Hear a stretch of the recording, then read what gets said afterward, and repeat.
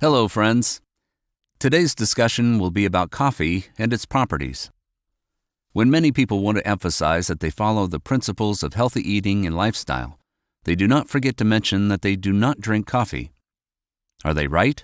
And does giving up the coffee really lead to favorable health benefits? Let's turn to the facts. In 2017, the British Journal of Medicine, an old and highly respected journal in the medical world that has been published for 180 years, published a great article that included a review of 201 meta-analyses of observational studies and 17 meta-analyses of interventional studies. Observing a group of people without setting any conditions for them is an observational study.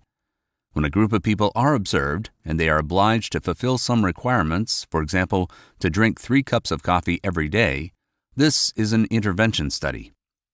This work revealed many facts we did not know before, and even believed that things were quite the opposite. First, let's define what is meant by a cup of coffee. A standard cup of Americano contains about 230 milliliters of coffee. This cup includes 8 ounces of liquid containing approximately 95 milligrams of caffeine. Any cup of coffee contains between 7 and 9 grams of natural ground coffee beans. These are the numbers we'll be focusing on. I want to note that caffeine is not the main component of coffee. There are about 1,000 biologically active substances, the most important of which are chlorogenic acids, caffeitol, caffeol, cinnamic acid, vitamin B2, magnesium, and so on. All of these components have a significant role in the antioxidant processes, which means cellular protection from the harmful effects of reactive oxygen and nitrogen compounds.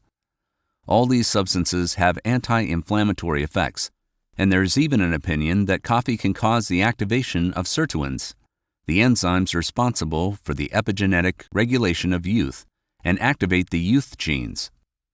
Due to this set of components, it is believed that coffee can exhibit many different effects. The first effect we'll break down is the effect of coffee on all-cause mortality. It turned out that people who consume 3 to 4 cups of coffee a day have a 10% lower chance of dying from all causes: cardiovascular, cancer, infectious diseases, and so on. Deaths from various causes are 10% lower in these people. That is, it does not agree with those who think that a healthy diet should not include coffee. Turns out, it's just the opposite. A second important consideration: some people fear drinking coffee because they believe it can cause high blood pressure. Indeed, some people sensitive to caffeine may have an increase in blood pressure for a few minutes after drinking a cup of coffee, may have an increase in heart rate, and may have anxiety reactions. But these reactions go away very quickly. It only applies to people who have a hypersensitivity to caffeine. There are not very many such people. Studies show that coffee has virtually no effect on blood pressure. In other words, there are no statistically significant deviations after taking coffee. Coffee changes the lipid spectrum slightly, but not for the better. The changes are minimal, but may increase bad cholesterol, decrease good cholesterol, and slightly increase total cholesterol and triglycerides. These changes only apply to drinking natural coffee. Decaffeinated coffee is generally safe in this regard. Some people claim that coffee can cause cancer. Indeed, in 1991, coffee was listed as a probable carcinogen. But in 2016, the International Cancer Research Agency of the World Health Organization Division cleared coffee of all charges. In 2018, there was a bit of coffee hype in the United States and California. Coffee manufacturers were even required to label coffee packs with information that coffee can cause certain types of cancer. It's all about acrylamide, a substance formed at high temperatures when it interacts with carbohydrates. Acrylamide, as a matter of fact, is formed when coffee is roasted, when popcorn is made, and even when potatoes are roasted. It is also present in confectionery, cookies, and so on. This situation did not last long, and the charges against coffee were dropped again because coffee contains insignificant amounts of acrylamide. All the fuss about acrylamide has been made because laboratory animals tested for acrylamide have used concentrations many times higher than those usually found in coffee. It was decided that such concentrations would never be achieved under normal conditions, and drinking coffee was justified. There is proof already that drinking coffee reduces the risk of certain cancers like prostate and endometrial cancer, melanoma, and non-melanoma skin cancer. These are pretty severe cancers. Coffee consumption also reduces the likelihood of developing leukemia. It has been suggested that drinking coffee increases the risk of lung and esophageal cancer. However, after a more detailed study, it turned out that drinking hot coffee can actually irritate the esophagus, like all hot drinks, and can lead to cancerous processes. However, it's not directly due to the properties of the coffee, but the high temperatures at which coffee is consumed. Lung cancer is not all that clear-cut either. Studies have examined the habits of smokers and found that lung cancer and coffee were linked when people smoked and drank coffee simultaneously. Non-smoking coffee drinkers have no risk for lung cancer. Regarding the gastrointestinal tract, coffee stimulates bile formation, and due to this, there is an acceleration of the passage, that is, the passage of food through the intestines. As a result, the contact time of processed food with the intestinal wall is reduced. It, in turn, reduces the unfavorable load on the intestine. It is believed that the rapid passage of food may play a positive role in preventing gastrointestinal cancer. The second point related to the gastrointestinal tract is coffee's ability to prevent stone formation. Coffee has an extremely high choleritic effect and causes the gallbladder to contract, which means it speeds up the separation of bile and prevents bile stasis from forming, thus reducing the likelihood of stone formation. It has also been observed that people who drink coffee have a lower risk of developing fatty hepatosis, meaning obesity of the hepatic liver, and a lower risk of developing fibrosis and cirrhosis of the liver. The following significant point is the effect of coffee on metabolism.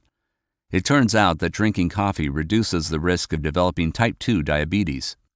This property is attributed to the high content of magnesium in coffee. Magnesium consumption favorably affects the body's sensitivity to insulin, which means that the likelihood of developing type 2 diabetes mellitus is significantly reduced. In addition, it has been observed that coffee consumption reduces the risk of developing gout and urolithiasis. Studies have shown that consuming 3, 4, or even more cups of coffee daily helps to reduce the incidence of cardiovascular diseases, particularly myocardial infarction and strokes.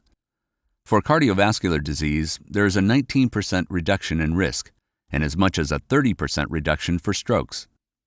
Curiously, if a person goes over the line of drinking 3 to 4 cups of coffee a day and drinks 5, even 10 cups, the positive effects are maintained. The results of the study suggest that it is better to drink 10 cups than not to drink coffee at all. Another good effect of coffee is associated with neurological diseases and, above all, with such a terrible disease as Parkinson's disease.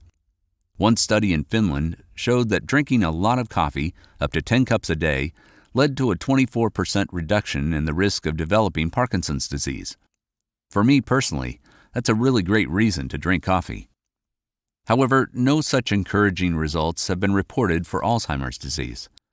It means that coffee doesn't worsen, but it doesn't improve protection against the disease either. Of course, there are also adverse effects of coffee consumption. They concern two systems. First, there's obstetrics. Indeed, the consumption of large amounts of coffee by pregnant women has negative effects. In the body, there is a half-life period in which the concentration of any substance decreases by half.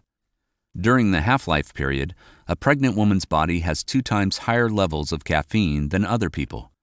If a typical person drinks 2 cups of coffee, 1 cup is enough for a pregnant woman to have the same effect. Consumption of caffeine and caffeine-containing products contributes to decreased fetal weight, premature labor, and frozen pregnancy. Therefore, coffee consumption by pregnant women is limited to about 100 milligrams per day, that is, no more than 1 cup daily. Another negative factor is the effect of coffee on the musculoskeletal system. It has been noted that at menopause, women who drink coffee have a 14% higher risk of bone fracture. No one can now explain what this is due to. There were assumptions that coffee inhibits calcium absorption. These assumptions have not been confirmed experimentally and by observation. The reason may lie in vitamin D. However, those studies that have demonstrated that women have a high likelihood of bone fracture did not consider their vitamin D intake, so further research is required. Summarizing all the information, we can say that coffee definitely has more positive properties than negative ones. It applies to overall life expectancy, mortality from cardiovascular disease and oncology, and the development of Parkinson's disease. The negatives are effects on pregnancy and possibly bone fractures in women. All other adverse consequences of coffee exposure, such as increased irritability, palpitations, and a temporary increase in pressure, indicate individual intolerance. If you have a coffee intolerance, this drink is not for you, and all those who tolerate coffee well and love it, drink to your heart's content. Thank you so much for listening to the end. Always for you, Dr. PopMed.